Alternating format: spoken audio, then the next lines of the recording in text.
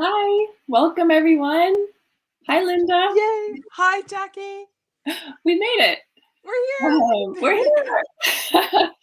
Hi for everyone tuning in. My name is Jackie. I am the programs director here at the Poetry Society of New York. We are a small nonprofit based in New York with the mission of making poetry fun and accessible and as inclusive as possible. We produce initiatives like the New York City Poetry Festival and Milk Press and the Poetry Brothel. And we are super excited to be partnering with the Los Angeles Press and Inchas Press and to celebrate this absolutely gorgeous anthology that they just put out. And Linda over here is actually the editor of this anthology. Linda, can you tell us about yourself and about this anthology, please? My pleasure. Thank you so much, Jackie. It's amazing to be ringing the country with you again on some exploit. Thank you so much to PSNY and to Nick and Stephanie and you and Lisette and the whole team in Brooklyn and in the Catskills and Yeah, in Michigan, all over the country. So great. Thank you so much to Yago Kura, our publisher at Inchas Press, and to the amazing book designer, Autumn Anglin, who put together such a glorious volume. Tonight, we have 7 of us poets who are featured in the book. We have Teresa, Rachel, Armine, Shonda, Viva, Allison, and me. The other 3 poets, Lynn, Louisette, and Chelsea, round out our 10 writers, and they are not able to be with us tonight. But you have 7 out of 10 isn't that bad. that's pretty And this is our very first book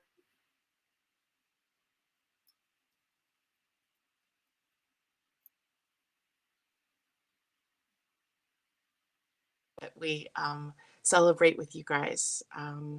So yeah, so we're all here and so excited to talk about the city we love, the city we hate, the city we can't do without, Los Angeles. Yeah, Can I tell you a secret though, Linda? please tell me a I secret. actually, I've never been to LA. I've never been to California, period. So I'm actually really excited to I'm excited to see the landscape and to see the place through poetry tonight. Yeah. This will be an adventure. Well, some of us are native born, some of us are emigres, border crossers, part-time LA lovers. Some of us are in town right now. Others of us are in New York, in Hawaii, all over the place. So it's a peripatetic lifestyle here in LA. Mhm. So that kind of thing, I mean, in some ways, LA is a state of mind. So that you've never been here is pretty much par for the course. Perfect. Amazing. Okay, so I would love to introduce our first poet of the evening. Um, okay, first up we have the lovely Teresa Maychuk, poet laureate and editor in chief emerita of Altadena, California, from 2018 to 2020. Teresa is the author of 3 full-length collections of poetry: Red Thread, Keeper of the Winds, and Invisible Light.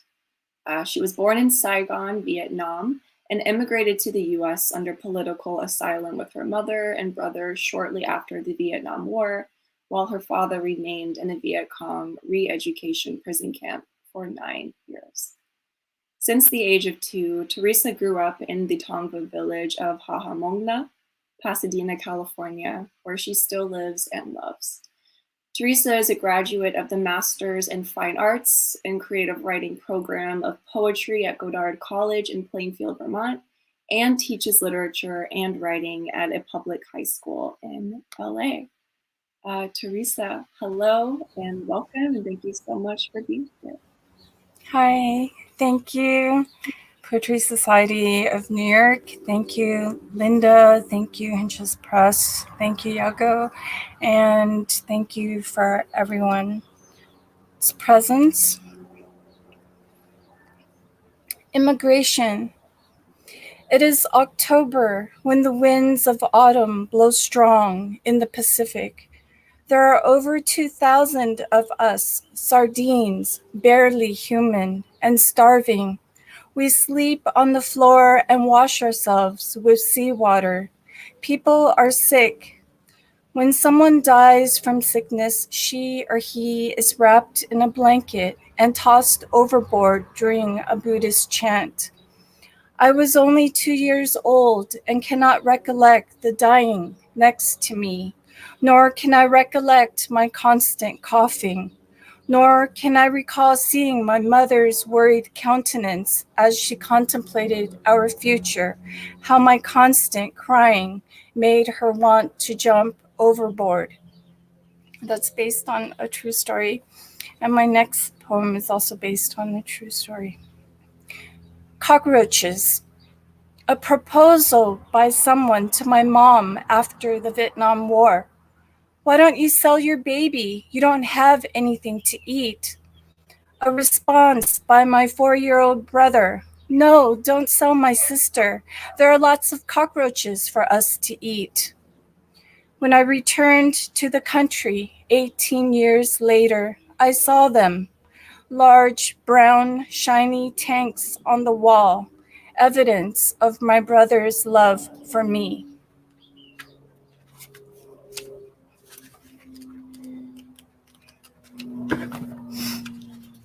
This next poem is called Agent Blue. A lot of people have heard of Agent Orange, but Agent Blue is another chemical that was used during the war in Vietnam. Agent Blue. To kill correctly takes calculation, down to a science. Arsenic, cocodilic acid, no water and rice on a cellular level. Make sure no surviving seed can be collected and planted, because even a small seed assures survival, because mortars, grenades, and bombs cannot destroy a grain, because our heart is made of seeds. Know what it takes to kill the seeds.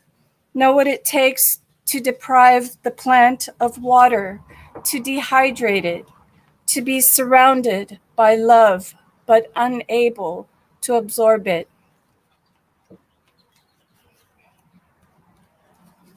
This next poem is called Chernobyl Necklace, and the Chernobyl necklace is a scar from the Chernobyl people who had to have their thyroids removed due to thyroid cancer. Chernobyl Necklace. The scar is a pink horizon, sunset at the ocean. Each tree still standing in the red forest carries the story in its rings. Blind birds sing, calling to their mates. Broken glass, a plastic doll, the inanimate survive. How many more Aprils will that day be remembered? On my body grow mushrooms that could kill. Out of my heart runs a six-legged deer. I have one last poem. It's about a minute long. Photosynthesis. How can I convince you that you do have chlorophyll, that you can take the sun's energy and turn it into sugar, produce something sweet inside of you, take the waste people breathe out and make it into something that will keep you alive, that will keep those around you alive, create oxygen? Why do you say that this metaphor doesn't work, that you don't have the powers of a plant, that nature didn't intend you that way? Look how you twist and turn towards the light. Thank you.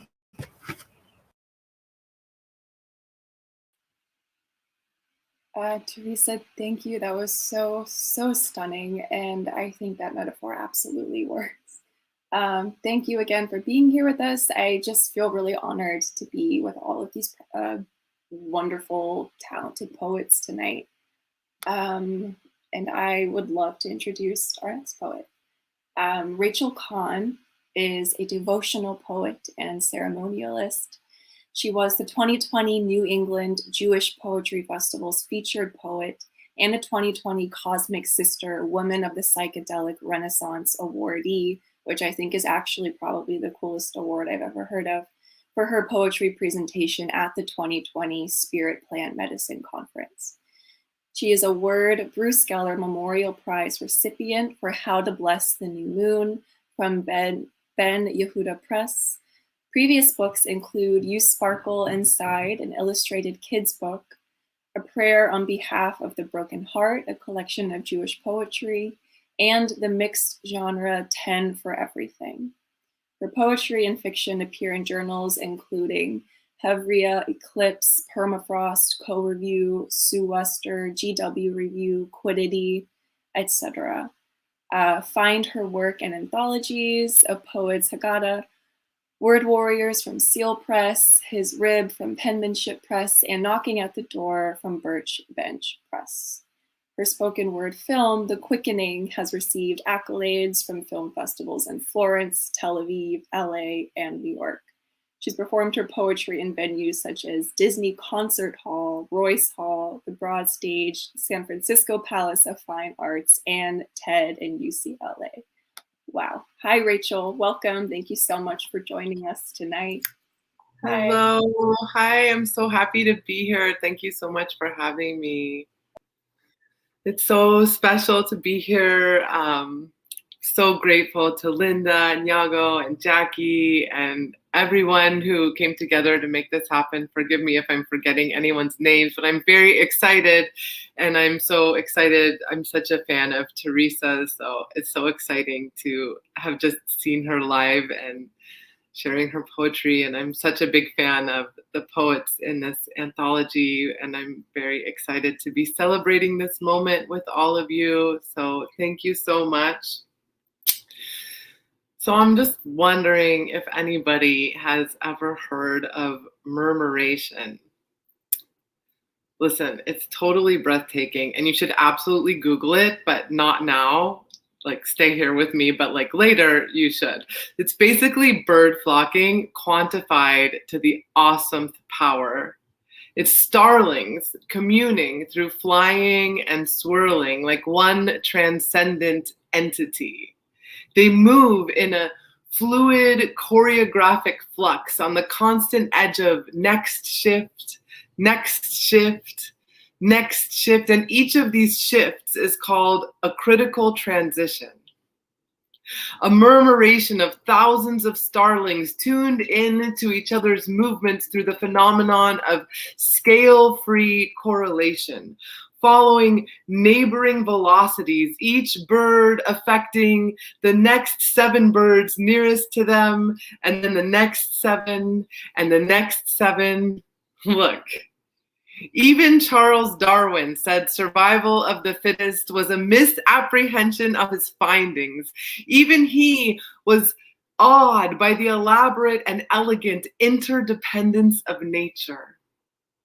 From abiogenesis all the way to present day, from subatomic particles to the entire biosphere, it's emergence that encourages evolution. Kill or be killed is a lie of the mind, an outdated paradigm. I'm talking directly to the tiny little you who lives inside of you, reminding you of all the truth you once knew you knew implicitly. Returning you to your previous innocence, restoring your clarity, because kindness is your true nature, and I promise anything beyond that has been inculcated. Not just that, as a matter of fact, kindness itself is actually a radical act in this hard scrabble and roughshod crapshoot sneak attack of a life spilling with inner demons and double dealings. All of this neglect and emotional starvation based on pattern repetition so ancient it's tread raw and bloody crop circles upon your throbbing heart. This injurious journey is filled with hair-triggered, human-ticking trauma bombs who only want love in a way they can understand it. waiting for someone to say, "Show me where it hurts," and then give them the chance to answer. Do not withhold the kindness that is longing to flow through you. In this very moment, you could choose to say yes. You could remember gentleness, even towards yourself, even though you like it rough, even though life's made you tough. You could choose to stop all the naysaying. Who are you to discourage anyone, yourself very much included? You could choose to be grace. You could choose the alchemy that awaits your bravery, spin your entire existence into endless golden thread. In this very moment, you could choose to say yes. You could put your hand on your chest, on your heart, on your throat,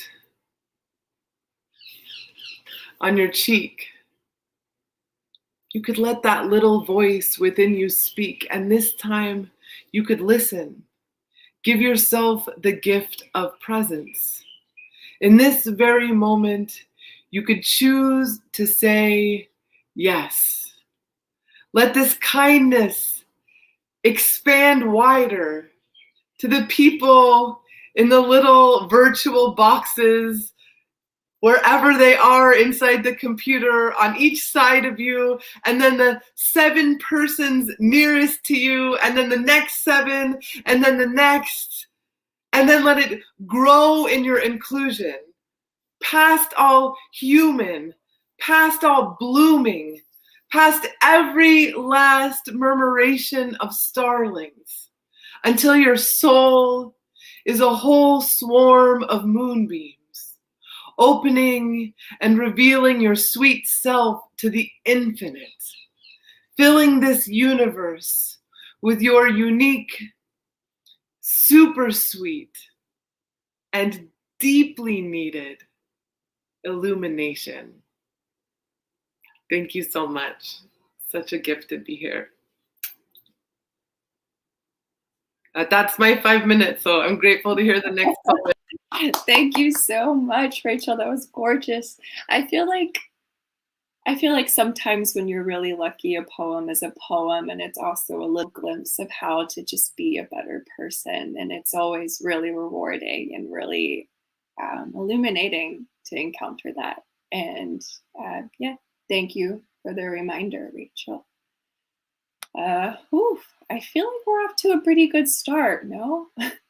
I'd love to bring in our next poet, Armeneh Iknadosian. Born in Beirut, Lebanon, Armeneh Iknadosian's family sought political asylum in California when she was 4 years old to escape the Civil War. She earned her English degree with an emphasis in creative writing from UCLA and later completed her MFA in poetry at Antioch University. Iknadosian is the author of the chapbook United States of Love and Other Poems and the full-length collection All That Wasted Fruit. Her poetry has recently been included in Whale Road Review, Southern Florida Poetry Journal, which is my homeland, KYSO Flash, McQueen's Quarterly, the American Journal of Poetry.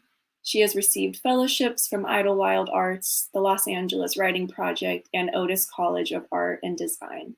She facilitates writing workshops for Surprise the Line and lives in Long Beach, California.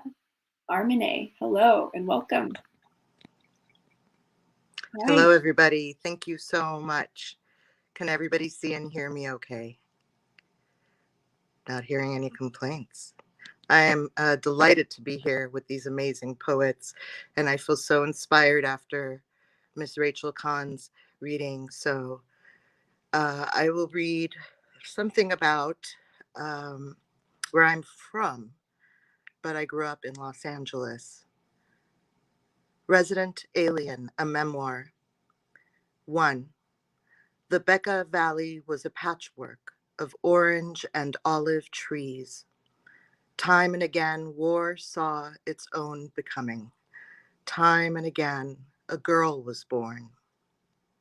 During the first trimester, before the sex has mutated into its primal evocation, mother craved sweets and bitters alike. Like shafts of moonlight, like tangled bed sheets, like ripped stockings and fault lines. 2. Mother's water broke before Watergate. It became apparent Beirut would have the same fate, like trying to run underwater. Childhood is awkward and slow, but war makes sure to make men out of little girls. 3. The morning after curfew, I sit between my parents while we drive through West Beirut. We need cash for diapers, formula, groceries. Joy follows death to the back room. They make a baby. They call it Beirut. Even in the city of incredulity, Derrida lives in the asphalt without irony. Men who fear mold more than RPGs, that kind of pathology. Sons and daughters of Gibran, we are called Beirut Seas because we live like we die with eyes wide open. Not like drunken poets, but civilized, like an intentional brush fire. Thank you so much for letting me share that. And I'm really honored to be here. Thank you so much, Armine. That was gorgeous. It was kind of cool. I feel like your poem was so transcendent that you just like vanished into the virtual ether. Thank you again, Armine. I deeply appreciate it. Okay, I guess we should just keep the momentum going. Our next poet for the evening is Shonda Buchanan, author of 5 books, including Black Indian. Shonda Buchanan is a daughter of mixed bloods, triracial and tri-ethnic African American, American Indian, and European descendant families who migrated from North Carolina and Virginia in the mid 1700s to 1800s in Michigan. Black Indian, her memoir, which won the Indie New Generation Book Award for Memoir, was chosen by PBS NewsHour as top 20 books about institutional racism. Her collection of poetry, Who's Afraid of Black Indians, was nominated for the Black Caucus of the American Library Association and the Library of Virginia Book Awards. An award-winning poet and educator, Shonda is a Sundance Writing Arts Fellow, a California Community Foundation Fellow, a PEN Emerging Voices Fellow, literary editor of Harriet Tubman Press, and vice president of the board for Beyond Baroque Literary Arts Center.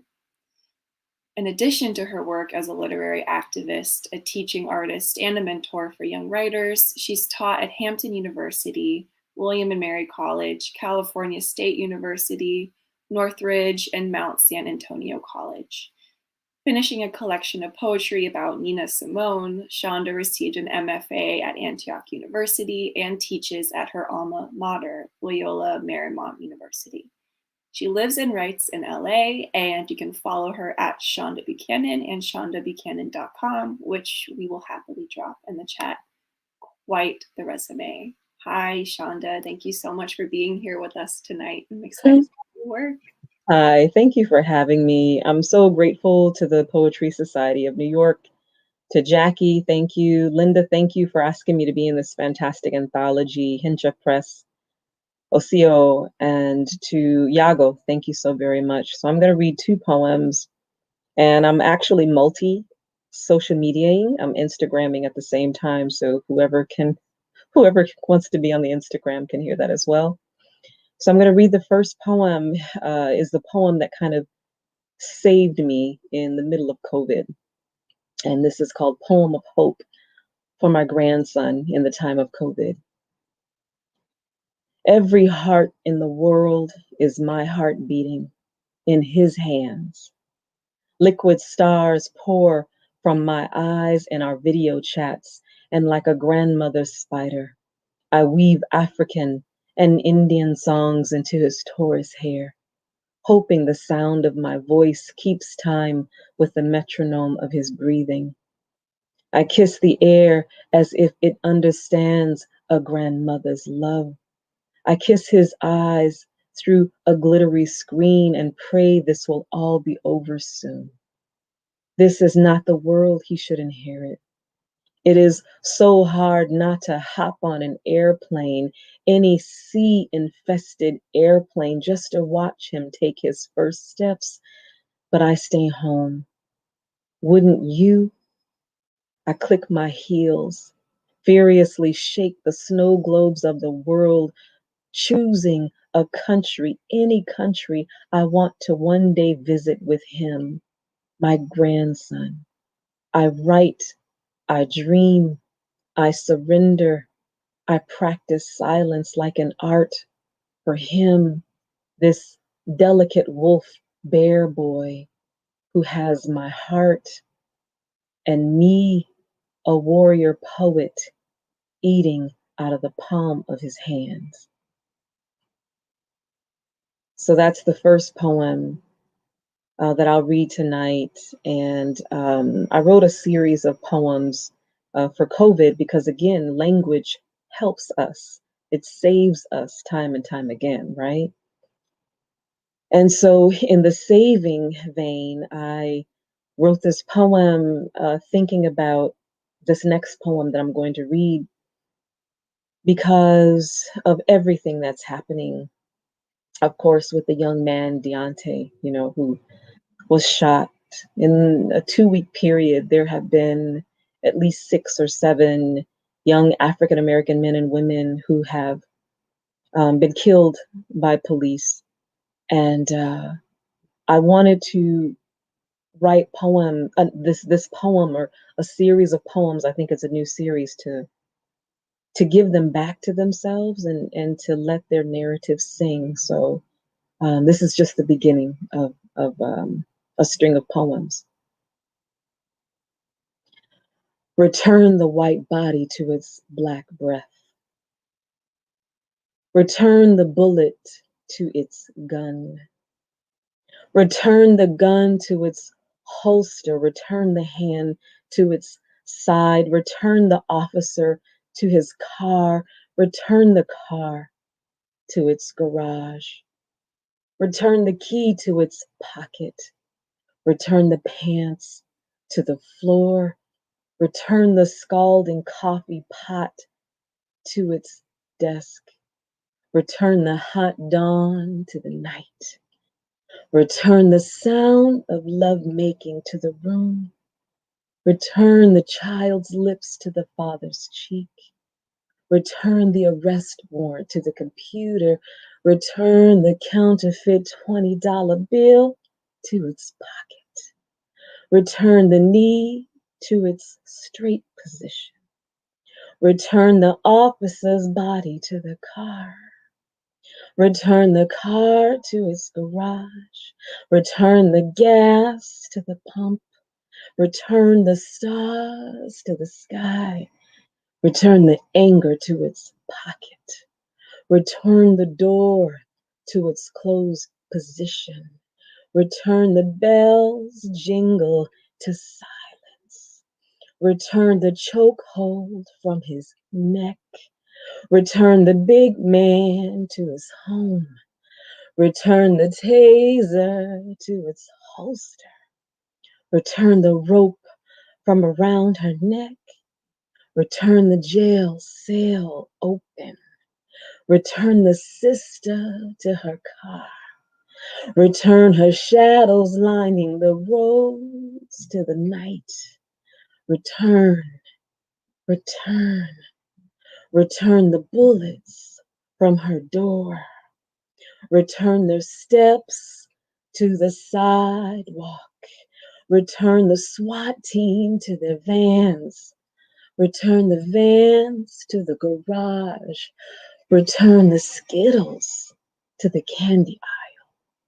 Return the boy to his room.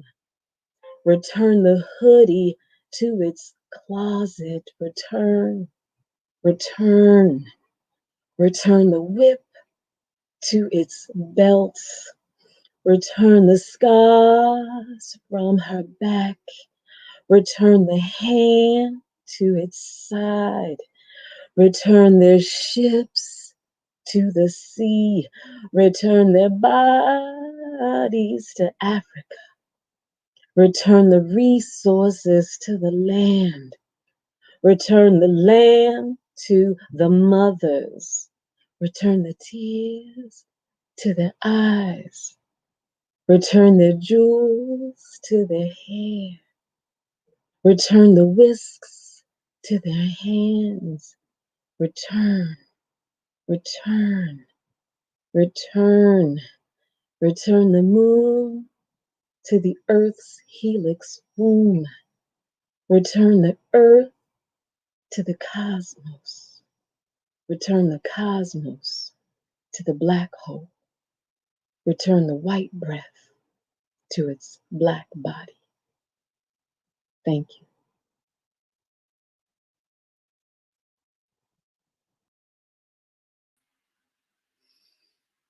Thank you, Shonda.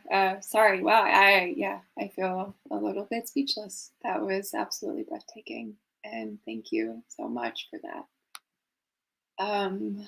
Okay, it feels criminal, I feel like, to just pick up immediately after one poetry reading and like immediately move into the next, but I'm excited to have a moment to create a space to speak with all of these poets together at the end of the night.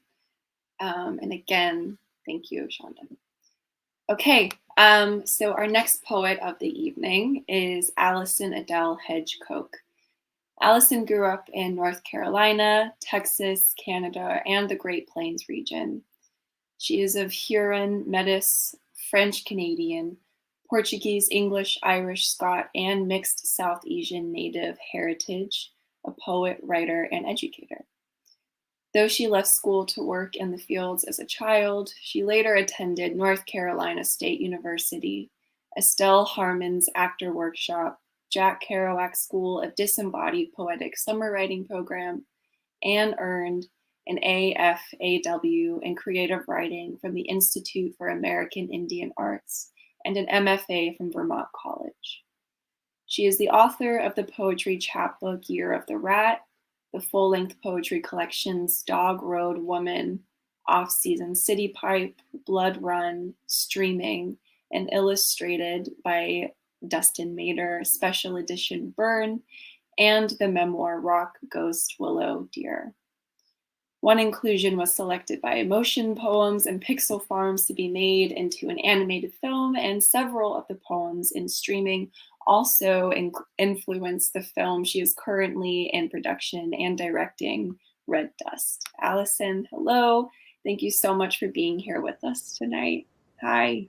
Hi, thank you everyone for putting this together, and especially Hinges and the work with the anthology with Linda and everybody. Yago, it's really great, and thank you for hosting us. I'll read a few poems. This is Measuring Up. It wasn't socks missing from his feet, nor the elbow cloth unraveled unilaterally, not equal displacement of chin and brow, nor the eye that sat a bit lower on the right. It was his knuckle that made me weep. Clove corners gone wayside like minuscule meat hooks clawed away bits of him, each shift he made. Invisible, a timelessness unfurled. It was his muscle torn through, festering, the prosthetic hand, finger with dismay. All across his attempted grin left there just like that for anyone to see. It was his mercy. In the end, we're rarely beautiful, mostly placed away from compromising situations into poses offsetting what's become of us and some gawkers' unnerving eyes. Yet he is still here in mine, and I'm human because of it. Maybe only, maybe.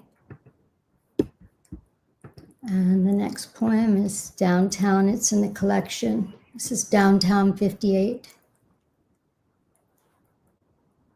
Like angel's flight clung to Bunker Hill incline, exiles hung to night's belly until dawn dislodged. Open wide sky over peak of Paterhorn. They rose with crow eyes under Santa Ana's, fought with teeth bared, broken-nosed relocation, uppercut thrown. I grew up working in the fields, and this is a reminiscent of that. Pulp and thick skin.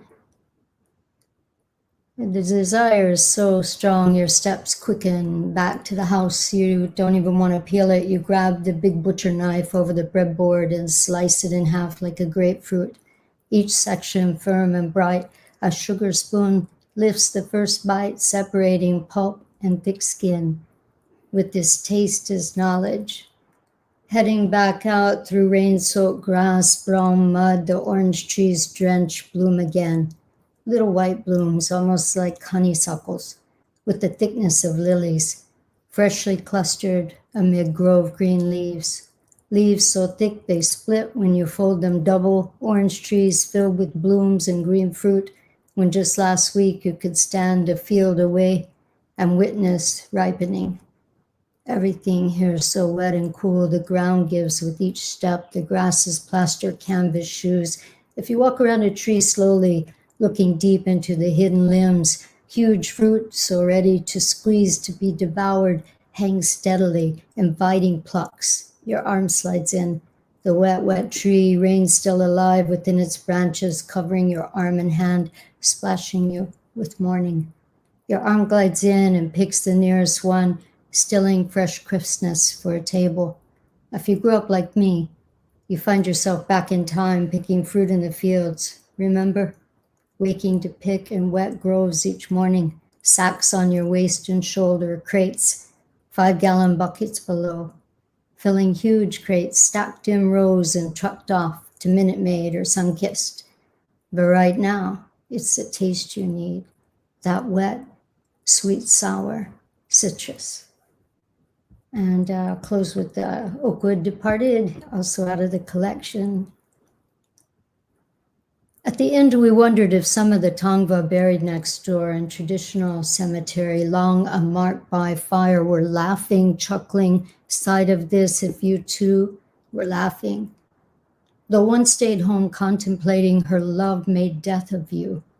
The fountain near the prep sprayed 2 of your exes in their faces, 3 attended. All stood and wailed a bit, maybe the only time they were somewhere in unison, like swans somehow along the graveside. Made us laugh a bit at the absurdity. As scattering cars scurried into lean lanes, cars from Rolls to Lucky Starts all appeared.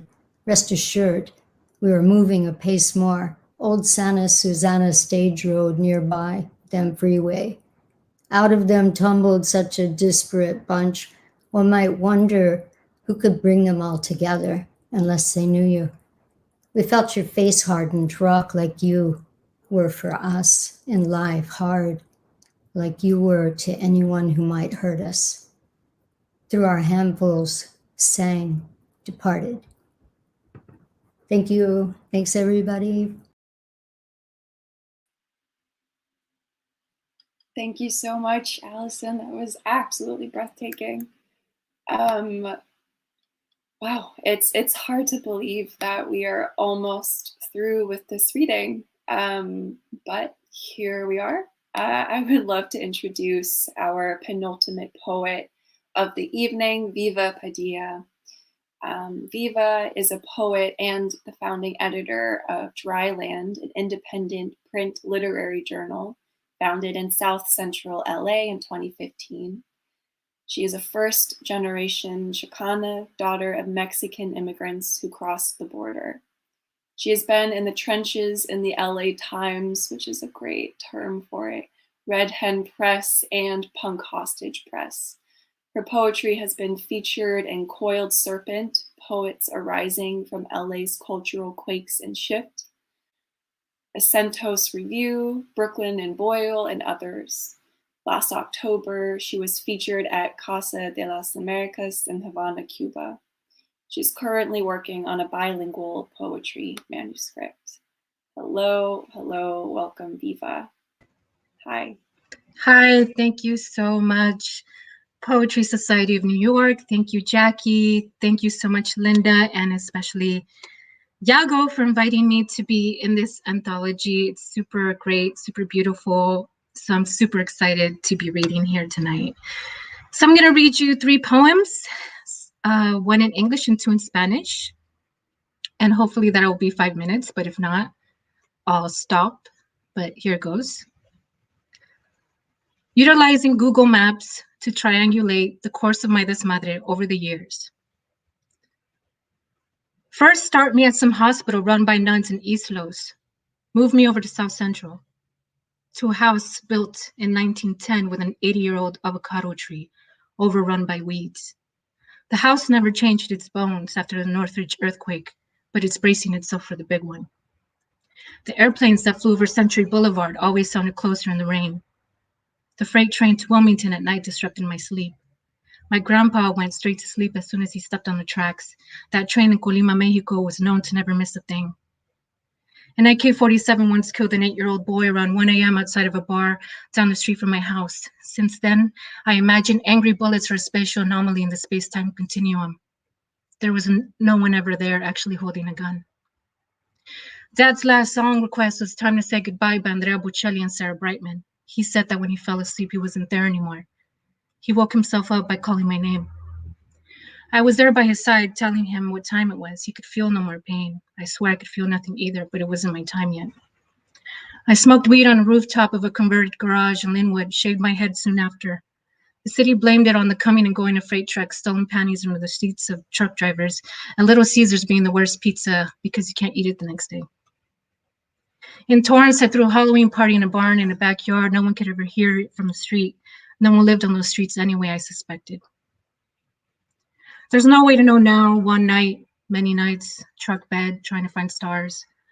Wandered to who knows where, there's no way to know now.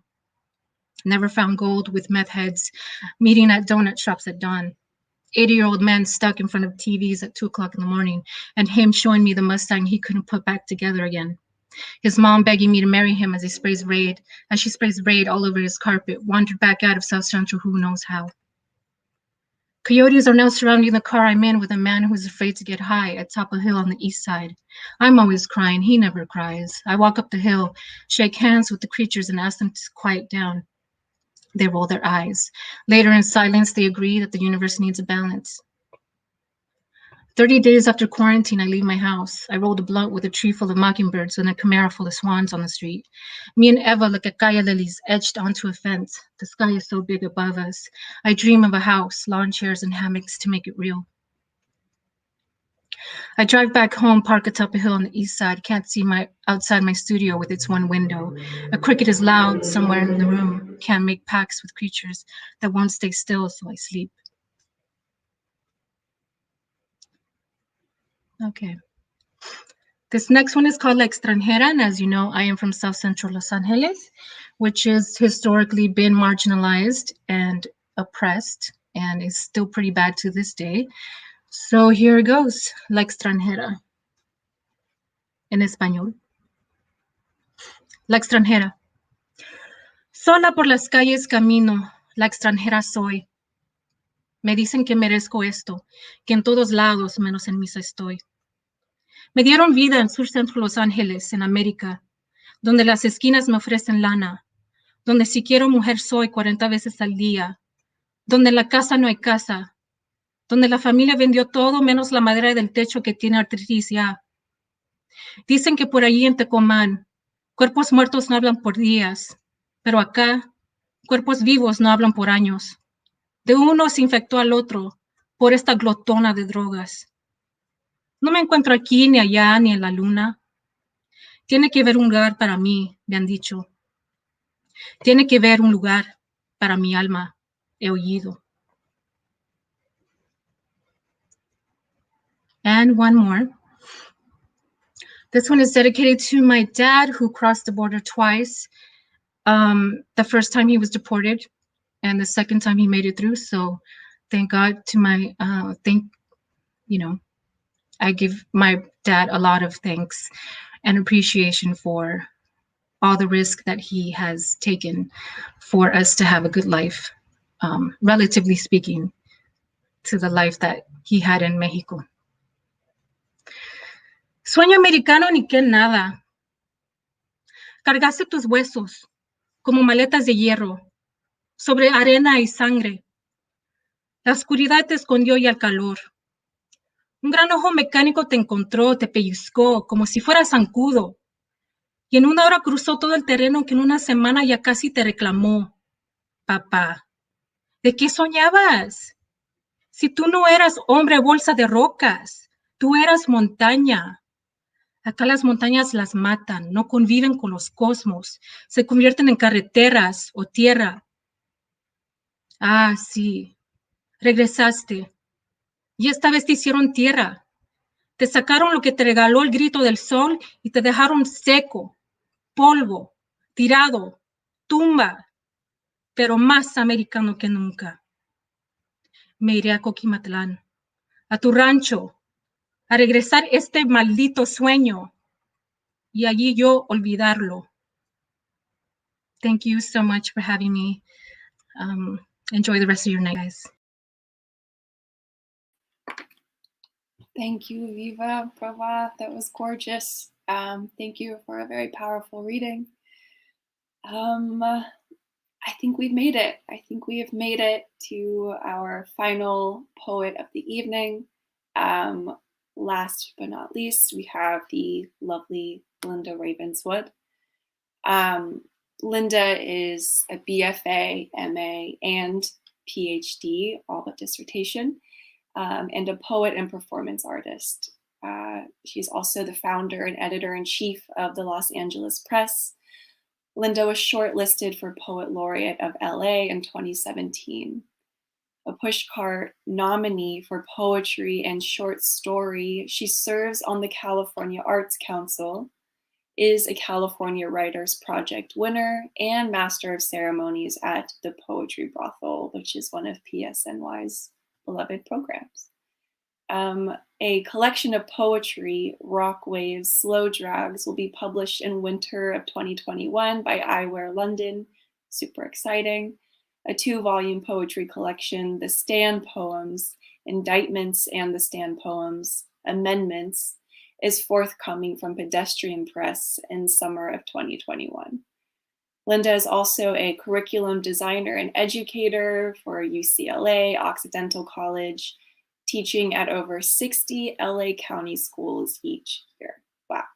Like many authors in XLA, Linda is of mixed Indigenous and European ancestry, Indian First Nation, and Mayflower immigrants on her mother's side, and Indigenous, Mestiza y hija de Corsarios de Baja California Sur on her father's side.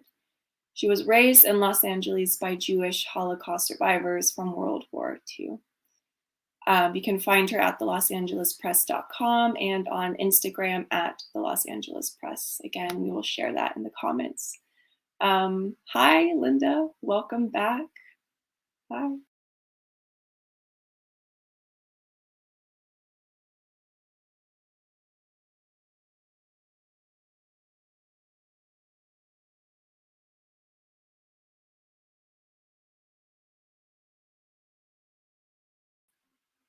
Hi, sorry, just a second, Linda. I think you might be muted. I'm just going to unmute you really quick. Thank you so much. Yeah, I was just saying how dumbfounded I am. And I'm so stupefied by the readers tonight. I don't even know how to work the mute button. So let that be a lesson to you. Surround yourselves with geniuses, and then you get kind of dumb. I thought it was the other way around. Wow. Oh my gosh. I have nothing. I have nothing left. I should have gone first. Woo! Allison and Shonda and Viva and Rachel and Armine and Teresa, her brother's love. Oh my gosh. I really kind of don't know what to do or say, you guys. I'm supposed to read a poem. Okay. Thank you, Jackie. Golly, I do this for a living and I can't quite get it together. So I guess I'll just read one poem from the collection. This isn't live, right? Okay. Yago, thank you so much for trusting me with the editing of this of this wonderful collection. I never heard the poets all together at once reading the work. Okay, so it's pretty great. Here's my little poem from XLA Poets. It's like many of the poems in the book about Los Angeles, or an idea of Los Angeles, or how to get to Los Angeles, or what to do once you got to Los Angeles, and who you'll meet and who you'll become and who you want to become and all that stuff.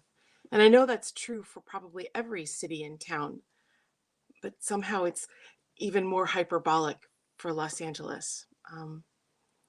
We come here, you know, those bios that Jackie read about us, they're so laden with our histories and the hopes and dreams of our parents and those songs.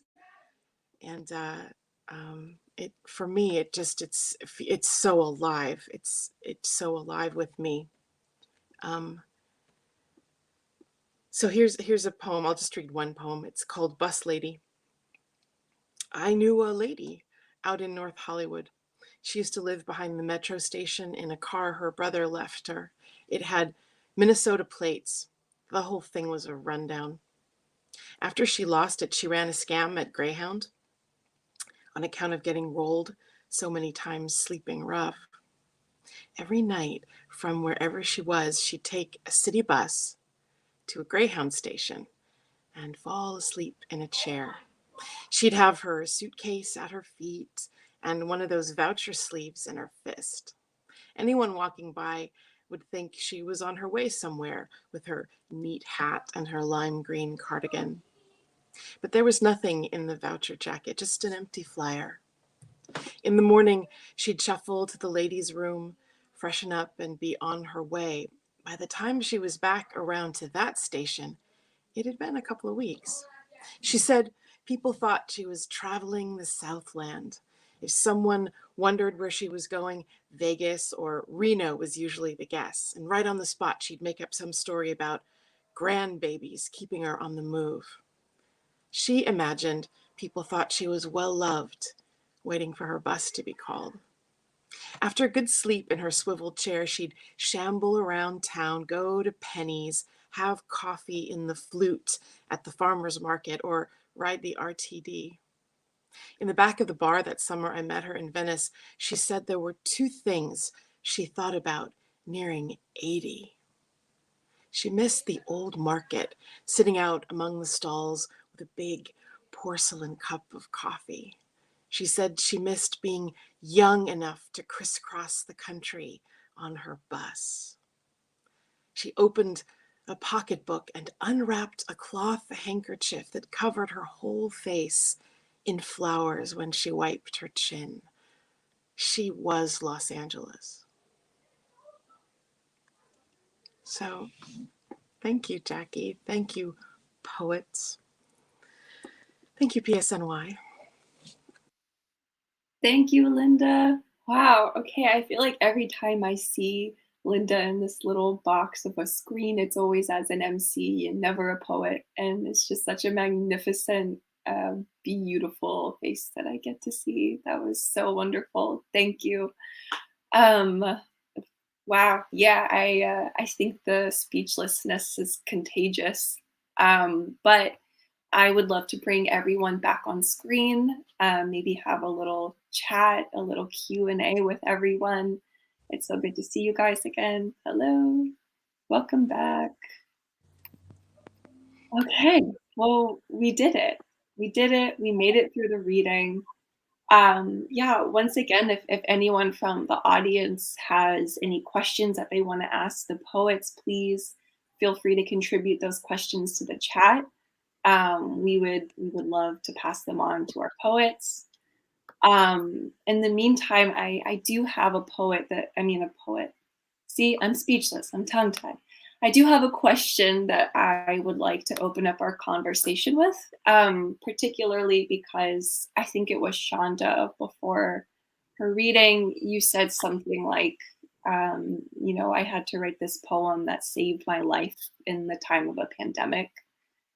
And so I was wondering how, and anyone can speak to this. It's not just for Shonda. I'd be curious to hear everyone's thoughts, but I was wondering how the pandemic and just this past year in general has affected your relationship with writing. Have you found yourself writing more or less? Have you discovered different rituals of writing, subjects of your writing change in dramatic ways, etc.? Yeah, I don't know if anyone has any thoughts on that.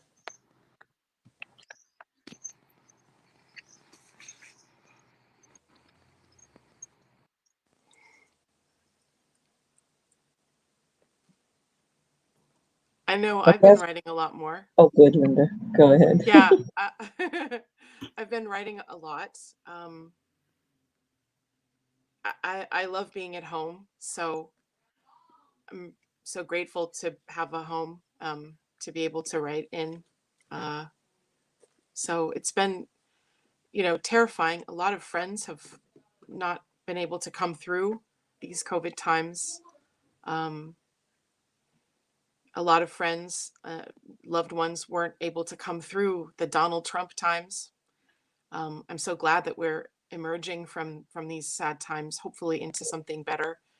But I have been writing a lot, dreaming up ideas, ways to be in community still together, to support each other, and to remember, that we need to make art and share it with each other. So glad to be with my sisters here tonight. Yeah, I guess since I started talking about that, like how poems save you, for me during COVID, it definitely was a sense of, there was like a period of time when it was just too heavy. Like everything was too heavy because it was Black Lives Matter. It was, COVID. It was just, like, we say that COVID was, well, not we, but some people have said that COVID was nature's way of kind of, reasserting itself. And then you have the man-made uh, injustice, the social injustice of Black bodies and brown bodies, just falling at the hands of police officers. And so there was a time when I just couldn't write anything. And then finally it was like, okay, get back on your horse. Like, this is what Toni Morrison says. You don't have time for pity. You have to be a warrior. This is what Sonia Sanchez says. It's your calling, it's your vocation. Get back on that horse. You have to write. You have to tell the tale. You have to testify. And so with that, that's when I started writing these poems to try to kind of weed myself out of the sorrow and the anger. And then I turned back to my book of poetry that I was writing for Nina Simone, and then I felt like I was able to pour some of the sensibility of what I was feeling into some of those poems, and actually finished the collection of poetry, and I'm shopping it around right now. But yeah, I have to say that, again, I'm 52 years old, and language has been saving me since I was 9. And so this is my best dance partner, that I have ever had, and I'm incredibly grateful, to that, this calling. So yeah, I feel like the greatest gifts of writing is that the only way out of anything is always through listening to people and there's no other direction to take it. I've been posting daily prompts most of the time, except when I got really sick for a few months. So they're at the hashtag poem prompts for the pandemic on IG and Facebook. There's hundreds of them. People have got full books off of them. So have at them, have fun with them. Hopefully they're helpful to people who are stuck for whatever reason during this crazy, crazy life we live. I love that. I would love to check that out. Yeah, I know for me at the beginning of this pandemic, like one way my friends and I were coping was we were writing collaborative poems line for line via email every day for a while. Because we were like, how can people just like log on to their email or go back to work and pretend like everything is okay? And I think poetry just like offers a little bit of a relief from that crazy complicity, you know.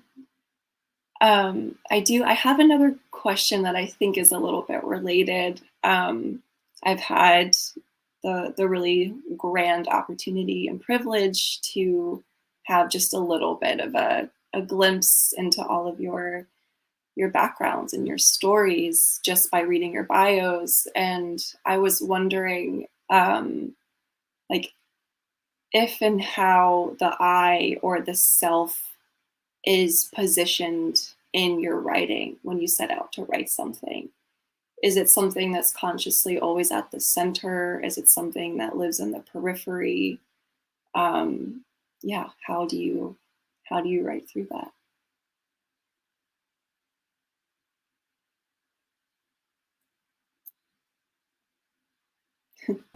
Take a minute to gather thoughts. Can I answer that? I started writing because when I started to try to understand the trauma that my father had gone through in re-education camp and the PTSD he brought home and the violence of growing up in that environment, and also what happened with my family during the war. The stories that I encountered were from the US perspective. So the Vietnamese people were like background or not really, they didn't, the stories like Full Metal Jacket, other movies and books that I had read had centered the US soldiers. So I realized that a lot of people didn't know what was happening to the Vietnamese people and their stories. And we were boat people. So there was a lot that happened to a lot of the refugees. And that's why I started to write, because I felt like I needed to document.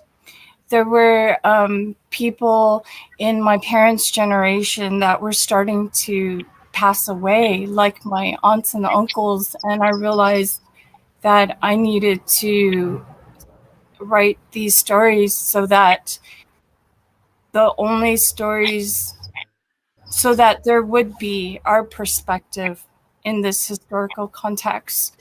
And so when I started to write, I did write very much from my perspective. I tried to weave in my family stories and to document those stories, and also the stories of my people during the war in Vietnam.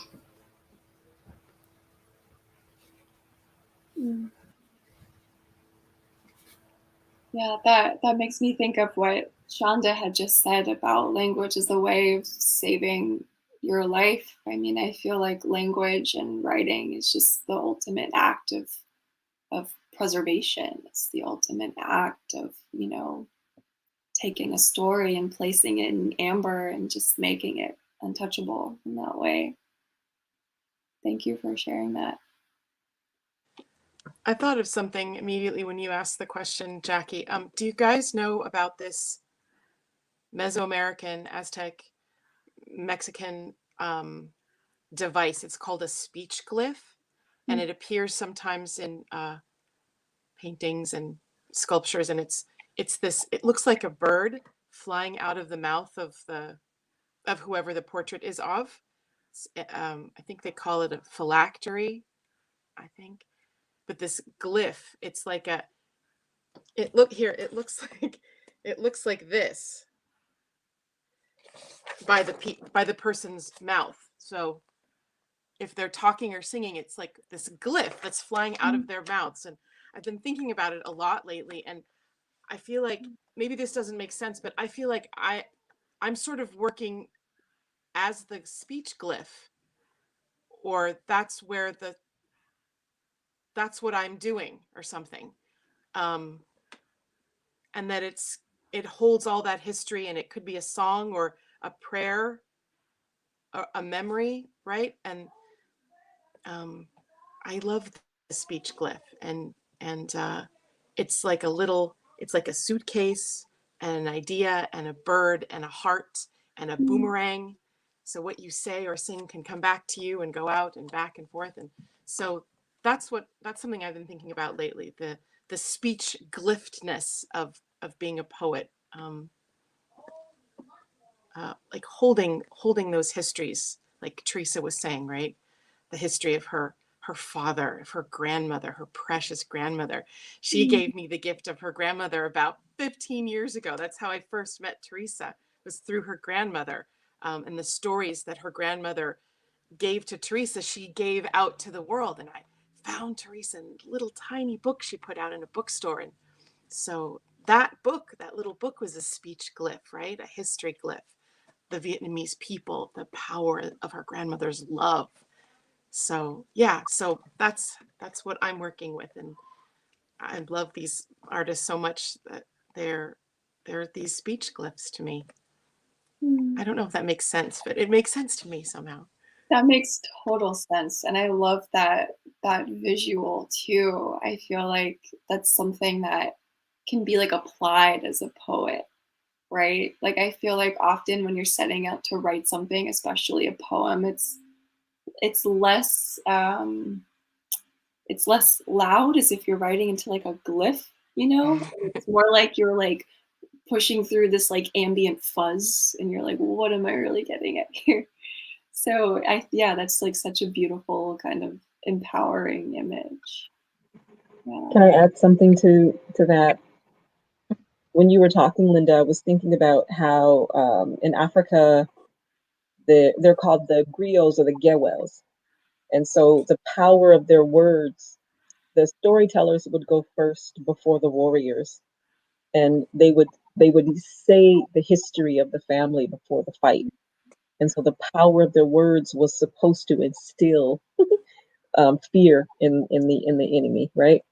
And so when you're talking about the glyph, I was thinking about the power of language and the power of words to change a space, right? And then to your question, Teresa, when you talk about how do we center the I do know sometimes I am centering myself as the narrator, the persona, the person I'm speaking about. But I also feel like sometimes I'm centering my family, as even though it's through the eye, and sometimes I'm centering the ancestors. You know, because I feel as if as a writer, for me, as an indigenous, a Black Indian writer, Black African American, American Indian writer, you know, I am participating in a tradition. And so the tradition for us is you have to, usually when you get up to speak, you have to ask the elder in the room. So I do believe that I'm also speaking for my ancestors. I believe I'm speaking for the past, the present, and the future. Yeah, I love the idea of the polyphonic I kind of being at the center of it too. I feel like language is a thing that is passed down. Like we have our mother's language, have our grandmother's language, and so on and so forth. Yeah, I have a question from Lizette that she would like to pose to all of the poets here. Lizette would like to know, which writers or books do you consider the most sacred to you?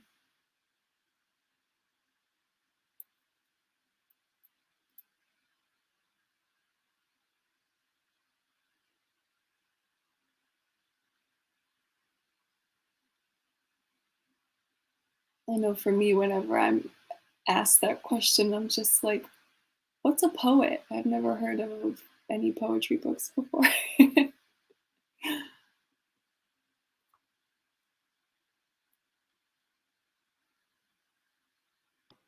I will just share, like, in terms of literally the word sacred, I always think of Rumi and Hafiz, you know, just literally mystic poetry that sends me soaring, but also in that same vein, like our contemporary, you know, US was like Lucille Clifton. To me, it's sacred poetry of our world, you know, stuff that's ubiquitous, but it's for a reason. It's like touches so many people. So like these might not be the most original answers, but they're so sacred to me. So I'll just share those.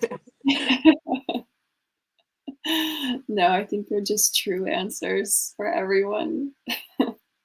The two that came to mind for me is Whereas from Lely Long Soldier and Dream Tigers, Jorge Luis Borges. Those just leapt right to mind. Oh my God. I read Whereas a few months ago and it punched me in the stomach. It was so powerful. It was so good. Also, Claudia Rankine Citizen is another that's right now. It's just, I mean, it's timeless forever, but yeah. As soon as you said punch in the gut, that immediately sprang to mind. 100%. Yeah. Okay. If no one else has anything that they would like to add to our little collective canon here, I have one last question for the evening. I would love to know which elements of Los Angeles emerge in your writing, or at least most often. Is it the landscape? Is it the people? Is it the climate?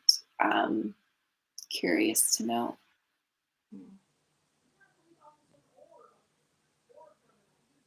For me, it's the people in the landscape, right? Like, yeah. I keep going back to Teresa, always go back to Teresa. What drew me to her work so much was that it was her grandmother on the land, her grandmother who traveled the world, you know, over oceans through so much hardship. And yet she was here planting, right? And giving, and with her songs and stories and her incredible strength. Yeah, so Teresa's grandmother on the land and my grandmother on the land, right? So that's the thing that always just hooks me in. A person in the place, a person in the place.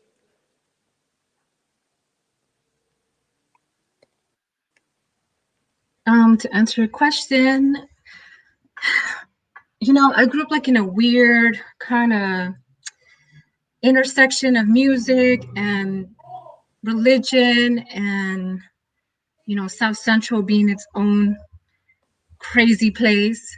So when I write, I'm always thinking about like mariachi music, which is my grandfather and my dad were both mariachis. I think of rock en español. I think of punk. I think of like a city that allows you to get lost when you go out, you know, and you take a drive, you can keep driving and driving. So it's a really special place. And so I feel like you can basically get through any, like, it's like a prism. You can go through the landscape and get lost in it. You can get lost in Hollywood. You can get lost in like the punk scene. You can get lost in religion. There's like little smaller places to exist in LA. So I think the fun thing about it is, at least for me, is to just be able to just go anywhere I want with that. So, you know, I love writing here. I love it. I love that I can be with people, but at the same time, LA is private enough where you can just be by yourself and never see anybody else. And you're like moving through the shadows and doing underground work. But at the same time, you can be public. So I feel like LA is just this strange entity. It's a great and at the same time, not so great place. Because we have the reality of like all the jails, of the LAPD being as brutal as they are. But then we have all these other dreams going on. We have the beach where you can go and just forget your troubles for a day, or you can go to like, or you cannot forget your troubles and just never go to the beach, and never know it. I mean, they're like, I grew up and I never, growing up, I never went to the beach. The first beach I ever went to was in Manzanillo in Colima. And that was my first introduction to a real beach. And I remember seeing a dead fish, seeing like a squid. And I remember that being like my first introduction to this mass of water, you know, this force of nature called the ocean. And then I eventually went to the beach here in LA, but it was crazy because it was like you could exist in LA your whole life and never go to the beach, never go to the mountains, never experience anything outside of your neighborhood. But I think the great thing about it too, if you're right here, is like you can go anywhere in your car, on the bus, and just get lost. And that can be good for some, and that could be bad for others. But for me, I just love it. I love it.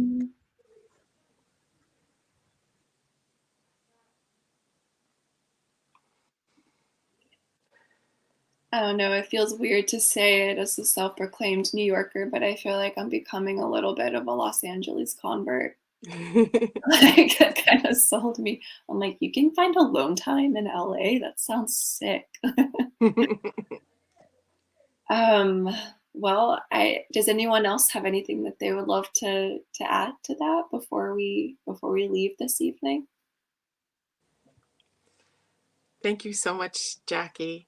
Yes, thank you very much. Thank you. Thank you. Yes, my soul feels fed and overfed and just completely bloated and full in the best way possible. Thank you all so much again for your just completely stunning and moving poetry. And I feel honored to have shared this space with you all. So thank you again. Thank you to everyone who attended tonight. Again, please consider purchasing a copy of the XLA Poets Anthology. There is a link in the chat. You will not regret it. I believe it's on pre-sale right now, or is it officially on sales yet? I believe it's officially on sale. Amazing. Yes. Yeah, I think when you buy it, you also get the ebook, I think, as a gift. Perfect. So, yeah. So you can read the ebook while you're waiting for it to arrive at your house in hard Reading copy. them both at the same time. Okay. Again, thank you all so much. It was a pleasure. Thank you.